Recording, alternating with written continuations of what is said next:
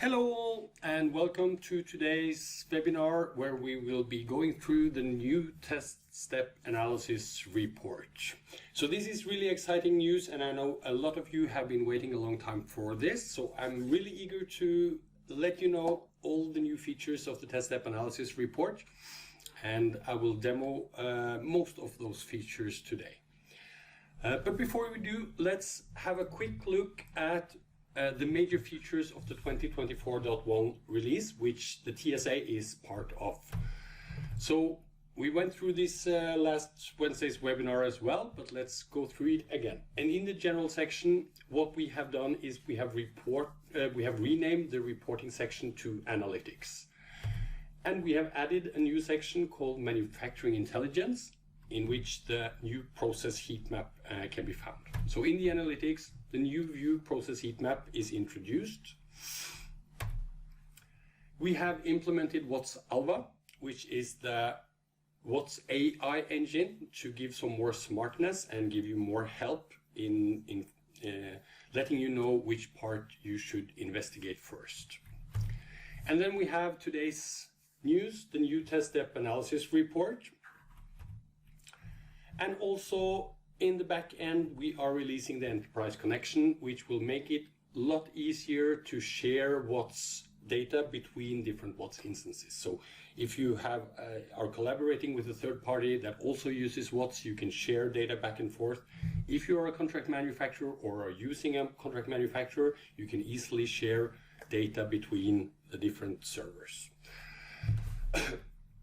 But in today's session, we are going to look at the test step analysis report. And the topics that we are going to go through is the test step analysis report in general. How does it work? I'm going to let you know how you can use the TSA report to do process capability analysis. As you probably have heard, the new TSA report is a merge of the old test step yield and analysis, which is based on most frequently failed step report. And then we have the process capability analysis report, which is based on CPK and CP values. So now we have merged these two into one TSA report. So the process capability is one part of today's demo. We're going to review the step details view with single measurements and also when reviewing multiple measurements. We're going to show how WATS Alva is also introduced into the step details. We're going to have a look at the correlation view, which is a totally new view for looking into correlations between different measurements. And then in the end, I'm going to do a simple step-by-step root cause analysis example where I take you from the very top level in the process heat map and directly down to the step details to do process capability within a few steps, a few clicks. So with that said, let's move over to WATS and show you how this works in practice. In this first part, I will start by demonstrating the test step analysis report itself.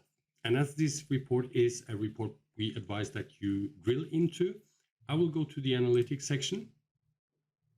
I will select manufacturing insights and I will open one of my process heat maps. And let WATS Alva decide for me which product in which process to investigate. So I'll click the WATS Alva icon. I will let the suggestions load. And here I can see, let's give it a moment. My top suggestion is this product. And I will click it, which will give me focus to the cell. And I will use this cell's drill down button to drill into the test step analysis report. And once the TSA report loads, the sequence grid will be displayed. And here you can see a breakdown of which software file names, which software versions, part numbers, and product revisions are being tested. And here I can see that I have two different software file names, and I have also two different product revisions. All the part numbers are the same since we drilled from a part number and the part number is in the filter. And also all the test operations are PCBA tests since we drilled from the PCBA test process. So from here, I can select which of these test runs I want to include in my analysis. And in this case, I want to bring them all in. We can also see that there's a summary of units and reports. So there's no doubt that this top combination of software file name and product revision is the most tested. But I also have 4 units of this one unit of this one, and I'll bring them into the analysis. So to get one step further, I will click the apply selected, and that will load the step list or the step grid. The step list is a summary of your test sequence, and here you'll be able to see all the steps and all the subsequences with a summary of different KPIs per step. This list can be reorganized, filtered, and sorted, and you can use this list to do process capability analysis. I'll get back to that in a moment, but before I do, I want to scroll to the next section of this report, which are the 4 Paretos. And here you can see that there are 4 Paretos with different functionalities. So the first one will show the top 10 steps by failure, so the most failing steps.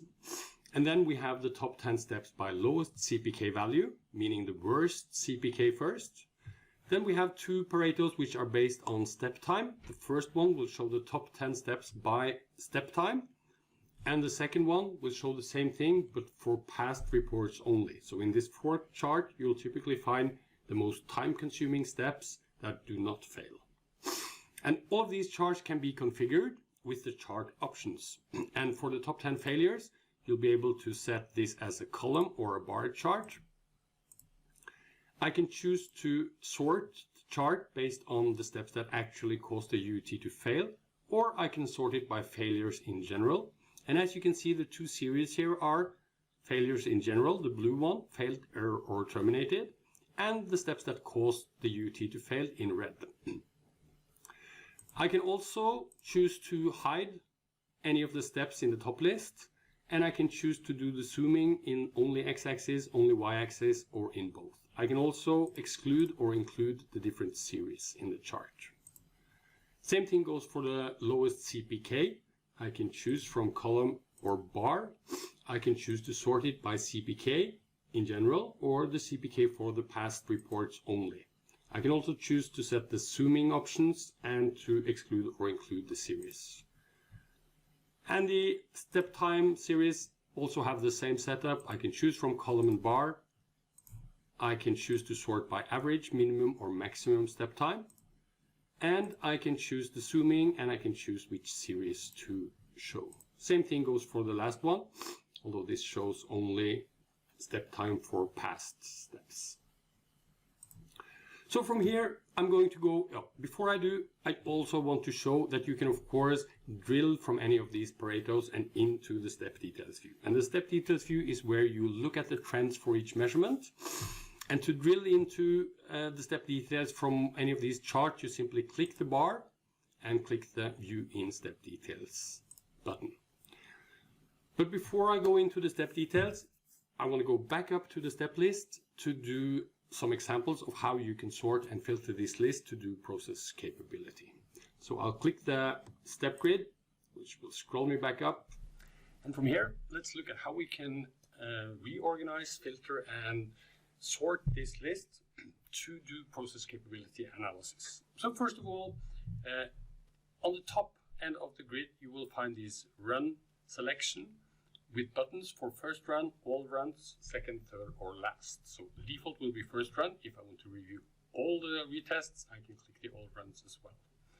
And in the top right corner, you'll find a button to export the entire step list to Excel or CSV.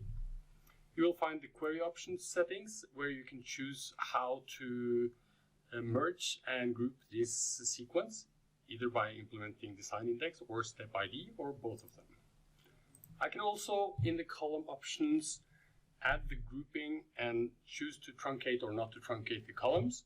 And I can, of course, select which columns to review. So in this case, let's select some of these columns to demo this. So I will take and add in the CP, CP lower and upper. I will add the standard deviation and the variance. And then I can exit the column options to update the grid.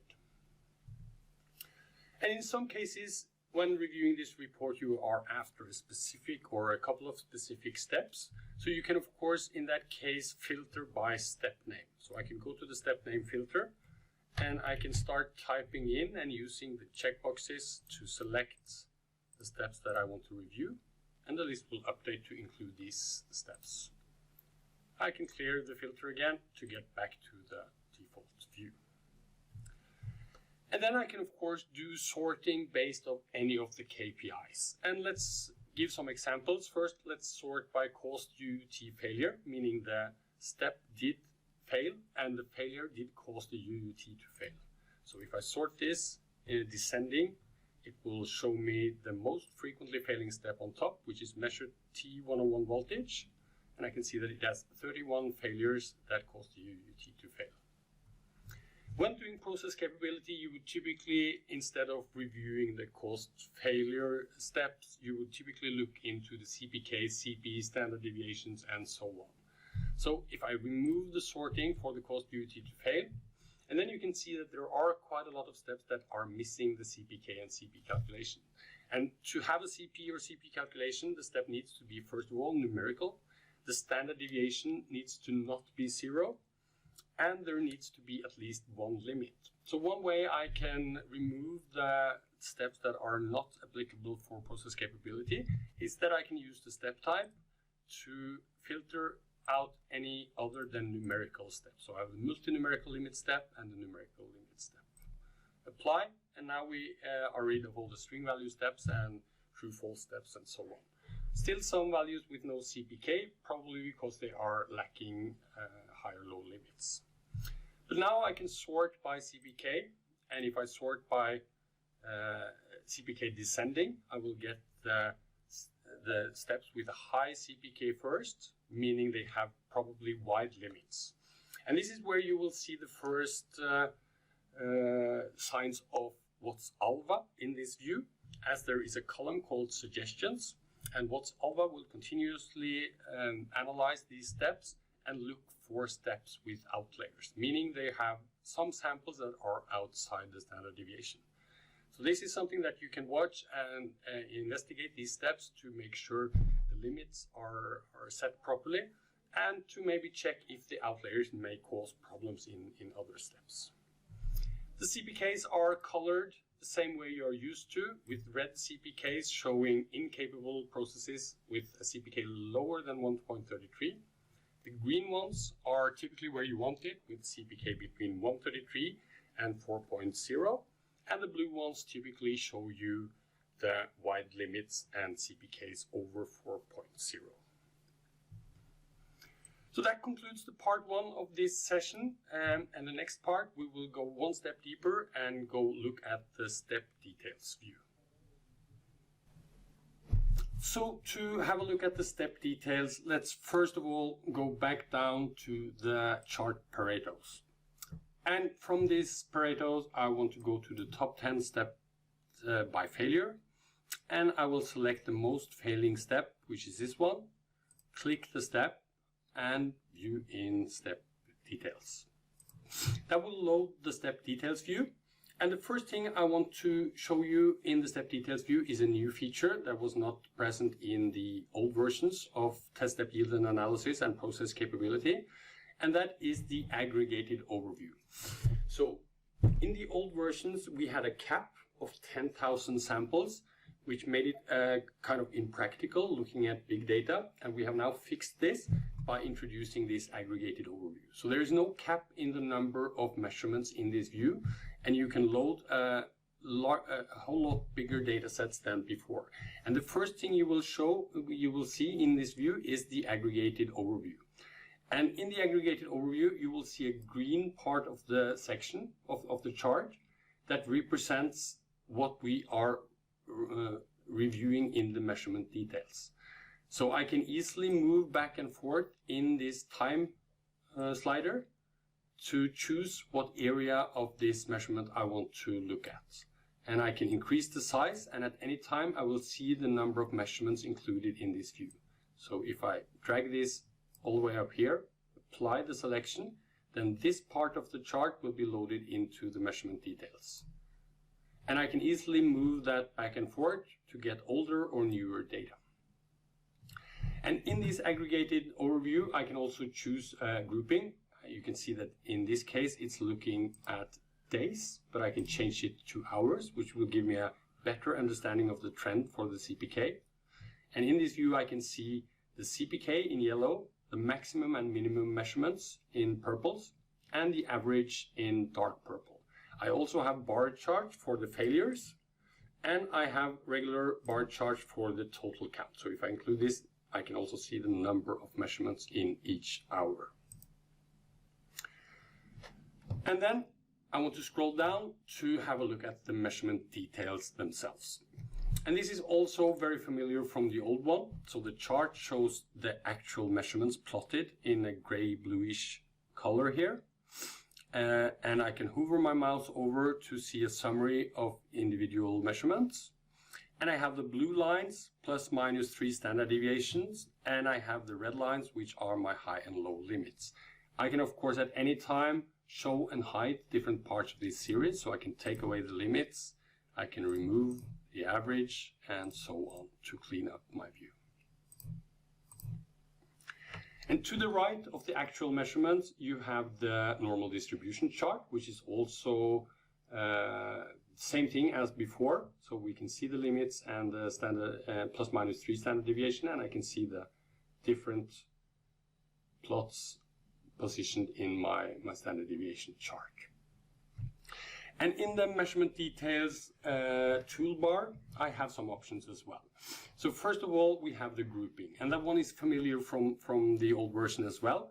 But in the new version, we have now implemented WATS Alva into this. So that means if I click this light bulb, WATS Alva will start analyzing my measurement, and it will give me suggestions based on which property combinations cause a difference in yield. So in this case, I'm notified that there is something wrong with the fixture ID. And if I click the group drop-down, you will also see that there is a warning sign showing up next to the fixture ID, telling me that I should probably investigate this property. I can also from this see that there are different batch numbers here, as this property is listed in white. There are different revisions, stations, and operators. But these properties listed in gray have no variance in them and gives no meaning to group by.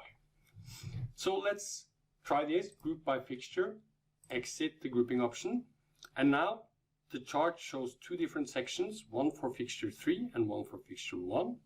And I can immediately see that there is a difference in the baseline by the average, and I can also see that all the failures belong to one of the fixtures. And in the chart options, I can also set some settings for how to review this. So in this case, I'm looking at the two fixtures as two different groups of data. But I can also go here and say that I want to have none as split, and that will show me the two fixtures as two different series. So now I have in red the fixture number 1 and in blue fixture number 3. In the chart options, I can also choose to review the line as a timeline instead of a line, getting the measurement offset by the time where they were sampled. I can choose to have a single or multiple y-axis, which is relevant when you have multiple measurements in one view. I can choose to split by measurement, group, or by nothing. And I can choose to show the tick marks on each measurement or not. I can also disable and enable different series. So I have the limits, the average, the plus minus 3 standard deviation, and I can also add the total execution time or the step execution time. That will show me the time, the execution time that was spent in this test or in this step. And the next thing I want to show you are a couple of additional charts. But before I do, let's go in here and change the split by to group. This way I get different sections for each of the fixtures. And we'll scroll a little bit down. And the next chart we'll find is a moving range calculation of the same measurements. So here I will have the moving range calculation of my number 3 fixture and my number 1 fixture. Scrolling a little bit more down, I get a box plot of the same thing. So here I have a box plot of my measurements for the number 3 fixture I can see the median, the Q1, the Q3, and the minimum and maximum values, and also plotted outliers. Same thing with the fixture number 1. And we have 3 additional charts as well. The QSUM chart, which is in short words a chart that exaggerates small variations in the data. So if you have a measurement with very little variation, this one can be useful to discover the variations that are there. And then we have the X bar and the range charts as well, which can be useful tools to visualize and analyze the trends of this data. Okay, so that is when reviewing a single measurement in the step details view. Now I'm going to go ahead and see how this plays out when I review more than one measurement at a time. And to do that, I will go one step back and go back to the test step analysis and the step list. And from here, I'm going to use my step list to find a couple of different steps that I want to evaluate. And in this case, I won't bother too much about which ones. So I'll select a couple of measurements that are numerical, that have CPKs and limits. So let's take these 2. Once I've selected the steps that I want to review, I click the Open Step Details button to open them both. And that will open the Step Details view with 2 measurements loaded. And first of all, we can now, in the aggregated measurements, see that there is a duplicate set of CPKs. So I have the CPK for the measure plus 12 volts and the plus 5 volts feed. And in the actual measurement view, I can now see 2 different series, one for the plus 5 and one for the plus 12 version. I can hide and show individual measurements to clean up my view.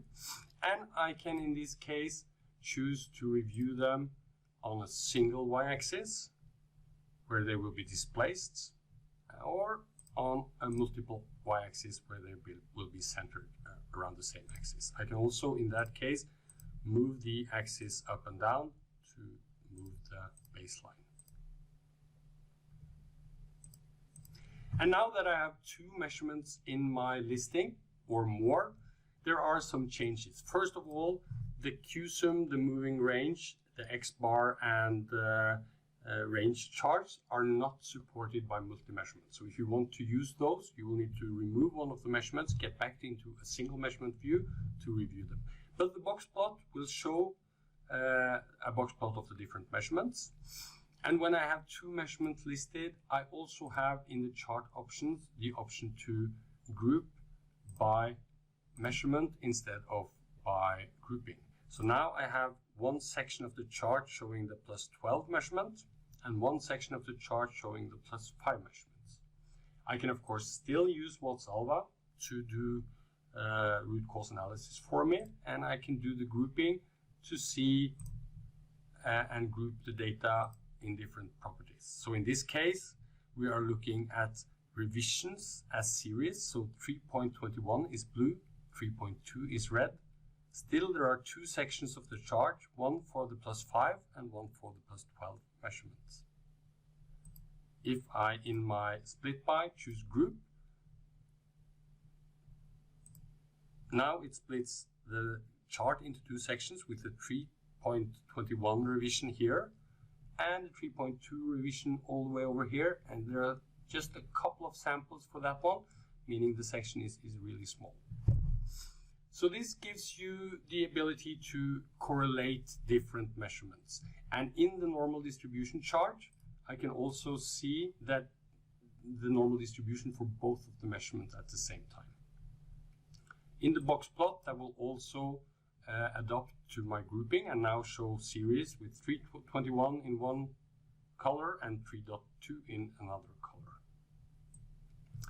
And this also opens up for this icon. So the AB icon is an XY plot where you can plot 2 different measurements in 2 different axes. So if I click this chart now, I will automatically get the plus 12 in the x-axis and the plus 5 measurements in the y-axis. And I can see the distribution across the different axes. I can zoom in and I can see that I clearly have 4 different groups of data, maybe 5 different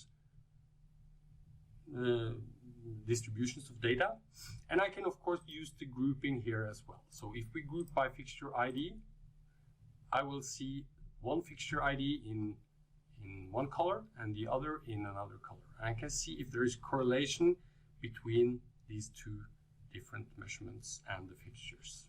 And I can also actually choose multiple grouping options. It will give me more series for the different combinations. So this is an excellent view if you want to find relations between one measurement and the other and see how that plays out in your test data. And then we have some other icons as well on the left-hand side. So we already went through the step list. So here I can select additional steps and remove steps and add steps. I can pin it down and I can remove it again. And this is the default view, which shows the aggregated overview, the measurement details, and the box plot, and also the additional charts if looking at single measurements. And then I have this measurement details view, which is the measurement details chart shown in a full page. Gives you more space and more room to look at this data, at least when there are a lot of measurements or groupings in this data. Then we have the box, the XY plot that we just reviewed. And then we have what we call a data view, which is simply a grid showing all the measurements with the different header KPIs. So from this one, this is can easily be sorted and filtered to find any details in your data, and also exported to Excel or any other application. And then we have the filter information, which will tell me the background information about the data. So this tells me which product groups, which part numbers, which test operations and time range for this filter, and it shows me the different software file names, software versions, and revisions that are in these data sets. And then I have some general settings where I can adjust things like decimal scale, CPK decimal scale, and so on.